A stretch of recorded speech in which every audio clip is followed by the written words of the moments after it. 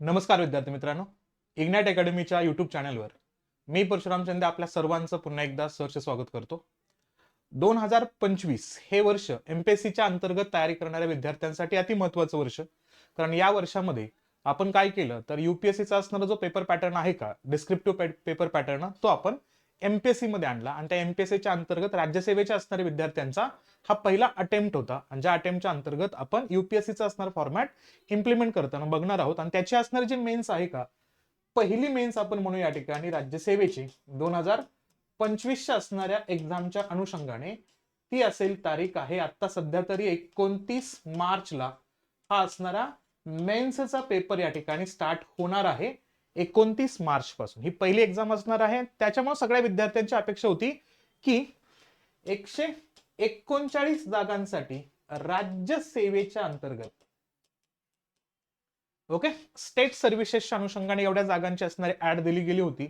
आणि एक मागच्याच असणाऱ्या 5-6 दिवसांपूर्वी याच्यामध्ये उल्लेख केला आपण या ठिकाणी तर प्रकल्प अधिकारी किंवा उपसंचालक या असणाऱ्या पदांचा उल्लेख केला तर 11 पद या ठिकाणी कमी केले होते. कारण त्यांचा असणारा निवडीचा जो क्रायटेरिया आहे का तो त्यांना चेंज करायचा होता. त्या अनुषंगाने 11 जागा मायनस केल्या. म्हणजे आता ऍक्च्युअली पाहिलं तर आपल्याला या ठिकाणी 128 जागांचा उल्लेख याच्यामध्ये होताना दिसतो. पण आत्ताच राज्यसेवेनं म्हणजे एमपीएससीच्या अंतर्गत असणाऱ्या राज्यसेवेची असणारी मेरिट लिस्ट आता आपल्याला या ठिकाणी येते. कट ऑफ रिलीज झालेला आहे आणि हा जो कट ऑफ आहे का याच्यामध्ये किती विद्यार्थी क्वालिफाय झालेले आहेत आता सध्या तर मेन्ससाठी 2754 विद्यार्थी या ठिकाणी क्वालिफाय होताना दिसतात. टोटल विद्यार्थ्यांचा उल्लेख केला तर स्टेट सर्व्हिसेसच्याच बाबतीमध्ये फक्त मेरिट आलेला आहे. इंजिनिअरिंग सर्व्हिसेसचा मुद्दा आणि फॉरेस्टचा अजून मेरिट या ठिकाणी आपल्याला दिसत नाहीये. फक्त या ठिकाणी राज्यसेवेच्या अनुषंगाने मेरिट आलेला आहे आणि तो मेरिट जनरल कॅटेगरीमध्ये 116 मार्कांचा आलेला आहे, जो मागच्या असणाऱ्या वर्षी 117चा असणार मेरिट आपल्याला या ठिकाणी हायलाइट होतो. म्हणजे काय, आता एमपीएससी थोडासा आपल्याला या ठिकाणी प्रेडिक्टेबल दिसतोय की प्रत्येक वर्षी तुम्हाला याच रेंजमध्ये आपल्याला या ठिकाणी मेरिट पाहायला मिळू शकतं कदाचित. आणि या परिस्थितीमध्ये जर 139 जागांचा जरी विचार केला असता आणि त्या ठिकाणी आपण एवढे विद्यार्थी क्वालिफाय करतायत आता प्रीला, तर जवळपास याचा उल्लेख केला तर अप्रॉक्सिमेटली या ठिकाणी 22 पट विद्यार्थी घेतलेले आहेत पदांपेक्षाही. ओके, आणि तो उल्लेख जर 128 जागांचा घेतला तर आपल्याला इथं दिसतो तो म्हणजे जवळपास अप्रॉक्सिमेटली 20 पट विद्यार्थी आपल्याला इथं क्वालिफाय करताना दिसतात. कशासाठी, या असणाऱ्या मेन्सच्या असणाऱ्या एक्झामिनेशनच्या अनुषंगाने. ओके, खूप कमी कालखंड राहिलेला आहे आता सध्या, फक्त 1 महिन्याचा कालखंड आहे. जर ट्रॅडिशनल असणारे जे डेट अनाऊन्स केले होते एमपीएससीनं त्या अनुषंगाने विचार केला तर तरी पण आता आज क्लिअर होईलच. जेव्हा मेन्सचे असणारे फॉर्म भरणं सुरू होतील त्यावेळेस त्याच्याबद्दलचं असणारी क्लॅरिटी मिळेल आपल्याला की एक्झाम एक्झॅक्टली कधी होणार आहे. ठीक आहे, मग आता जे जे विद्यार्थी एक्झामला होते प्रीच्या अनुषंगाने 2025 ची जी नवीन पॅटर्नच्या अनुषंगाने पहिली एक्झाम होती त्या अंतर्गत बघितलं तर राज्यसेवेचा उल्लेख याच्यामध्ये येतोय. स्टेट सर्व्हिसेसची असणारी मेरिट लिस्ट आपल्याला इथं दिसते. महाराष्ट्र पब्लिक सर्व्हिस कमिशनची असणारी 27/2/2026 ला आता हा कट ऑफ रिलीज केलेला आहे. यामध्ये Maharashtra gazetted civil services combined preliminary examination 2025च्या अंतर्गत स्टेट सर्व्हिसेसची असणारी कट ऑफ लिस्ट आपल्याला या ठिकाणी देताना दिसतात. ओपन कॅटेगरीमध्ये जनरल ओपनचा उल्लेख केला तर 116चं मेरिट लागलेलं आहे. कितीपैकी, 200 मार्कांपैकी. आणि फिमेलचा उल्लेख केला ओपन कॅटेगरीमध्ये तर 111 मार्कांचं मेरिट लागलेलं आहे. एससी कॅटेगरीचा उल्लेख केला जनरल तर 109 लागलेला आहे.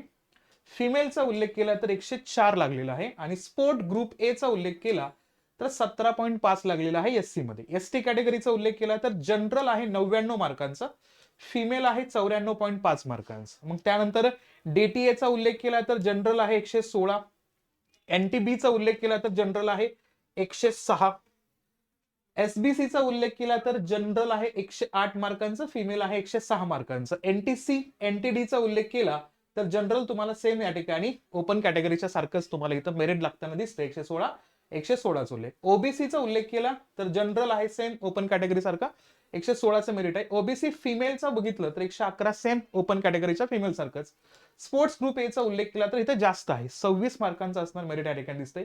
ईडब्ल्यूएस चा उल्लेख केला इकॉनॉमिकल वीकर सेक्शन जनरल कॅटेगरीचा आहे 103.5. नक्कीच ओपन कॅटेगरीपेक्षा हे असणार मेरिट या ठिकाणी आपल्याला कमी दिसते. फिमेलचे विचार केला तर 99.5 दिसतं आपल्याला. एससीबीसीचा उल्लेख केला तर जनरल कॅटेगरी 116 आहे, फिमेल 111 सेम आहे ओपन सारखंच. दिव्यांगचा उल्लेख केला टाईप ए याच्यामध्ये 94चा असणारा 94.97. टाईप सीचा उल्लेख केला तर 91चं मेरिट लागले आणि ऑर्फनचं टाईप सीचा उल्लेख केला तर 96चं मेरिट लागले. जनरली आपल्याला आयोगानं क्लॅरिफिकेशन दिलेलं आहे की मेरिट याच पद्धतीने असणार आहे. आणि आता 29 मार्चच्या अनुषंगाने जी टेंटेटिव्ह डेट असेल या अंतर्गत तुमची या ठिकाणी जर सिलेक्शन झालं असेल तर सर्वांनी थोडंसं तत्पर राहायचे या असणाऱ्या मेन्सच्या असणाऱ्या एक्झामिनेशनसाठी. कारण पहिलीच एक्झाम आहे आणि या पहिल्या एक्झामच्या अंतर्गत तुम्हाला चांगल्या पद्धतीने तयारी करायची, कारण आयोग मार्क देणार आहे जेव्हा तुम्ही आन्सर्स योग्य पद्धतीने लिहिणार आहात तेव्हा. त्यासाठी सर्व विद्यार्थी जे आता मेन्सला क्वालिफाय झालेले आहेत त्या सर्वांसाठी इग्नाइट अकॅडमीकडनं खूप खूप शुभेच्छा. तुम्हाला मेन्स चांगल्या पद्धतीने द्यायचेत आपल्याला. मग या मेन्ससाठी आपल्या इग्नाइट प्लॅटफॉर्मवरती तुम्हाला काय काय सुविधा आहे तर आपल्याकडं राज्यशास्त्र आणि आंतरराष्ट्रीय संबंध PSIRचं असणारं ऑप्शनल, पॉलिटिकल सायन्स, इंटरनॅशनल रिलेशनची असणारी आपली बॅच आहे या ठिकाणी. युपीएससी एमपीएससीच्या अनुषंगाने जो युपीएससीचा फॉर्मॅट आहे तोच आपण एमपीएससी मध्ये अडॉप्ट केलेला आहे. पेपर 1 पेपर 2चा असणार मुद्दा 500 मार्कांची तयारी प्लस तुमचा मेन्सचा असणारा जेएसचा पेपर 2 आहे त्याच्या असणारे 250 मार्क तुमच्या या असणाऱ्या ऑप्शन मध्ये कव्हर होतात. सोबतच पाहिलं तर जे विद्यार्थी नवीन तयारी करणार आहे 2026 साठी त्यांच्यासाठी आपल्या एनसीईआरटी असणारी फाउंडेशन सिरीज पण अवेलेबल आहे. युपीएससी एमपीएससीची असणारी तयारी करत असताना बेसिक कन्सेप्ट क्लिअर करण्यासाठी आहे. आणि आपली असणारी जी इंटिग्रेटेड बॅच आहे का युपीएससी एमपीएससीची प्री मेन्स आणि इंटरव्ह्यू ही सुद्धा बॅच तुम्हाला अवेलेबल आहे. याचा असणारा आढावा तुम्ही घेऊ शकता. मग आता बघितलं तर जवळपास 21 ते 22 पट विद्यार्थी आपल्याला क्वालिफाय करताना दिसतात मेन्सला.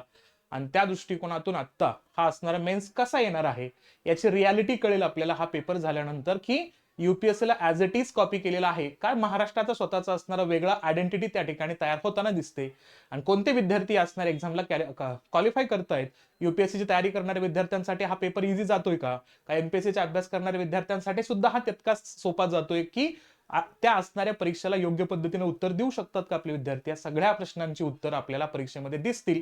पण तत्पूर्वी आपण या असणाऱ्या परीक्षेला क्वालिफाय केलेला आहे तर एक पॉझिटिव्ह अप्रोच घेऊन आपण या मेन्सला उतरूया आणि इग्नाइट तुमच्या सोबत कायम आहे. तर त्या पद्धतीने आपण ह्या सगळ्या गोष्टी प्रिपेअर करूया. तुमच्या मेन्ससाठी आपण एक मल्टिपल सिरीज घेऊन येतोय. तुमचं प्रिपरेशन फास्ट झालं पाहिजे. सोबतच आपण आन्सर रायटिंगची असणारी सिरीज लगेच घेऊन येतोय या असणाऱ्या पुढच्या वीक पासून. मग चला भेटूया मग आपल्या असणाऱ्या आन्सर रायटिंगच्या सेशन्स मध्ये. आणि पुन्हा एकदा सर्व विद्यार्थ्यांचं जे मेन्सला आहेत आता त्या सर्वांचं अभिनंदन. आणि जे आता राहिलेले आहेत फर्स्ट अटेम्प्ट आहे काय हरकत नाहीये, तुम्ही 26 साठी तयारी करा. तुमचा असणार योग्य पद्धतीचा अभ्यास या ठिकाणी आपल्याला आवश्यक असणार आहे परीक्षा क्रॅक करण्यासाठी. ठीक आहे, थांबूया आपण. थँक्यू.